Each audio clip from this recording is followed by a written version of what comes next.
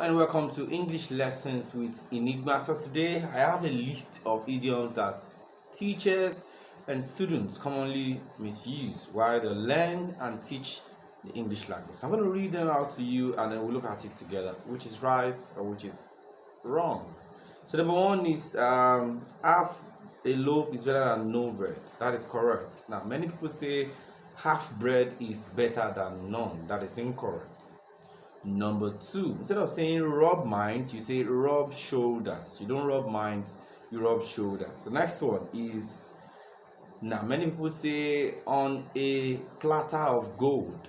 On a platter of gold, instead of saying on a silver platter. So it's not on a platter of gold, you say on a silver platter. So the next is, the devil you know is better than the angel you don't know. So many people say this, and then instead of saying better the devil you know than the devil you don't.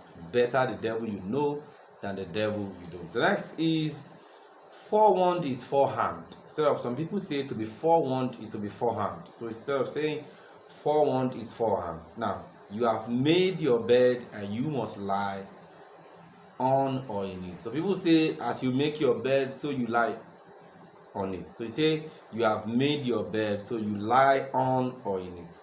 The devil makes work for idle hands. The devil makes work for idle hands. Not an idle hand is the devil's workshop. So you say half bread is better than none. Now let bygones be bygones. You say let bygone be bygone. Let bygones be bygones, not let bygone be bygone.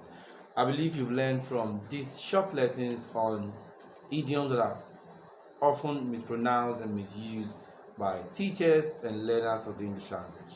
Don't forget to subscribe.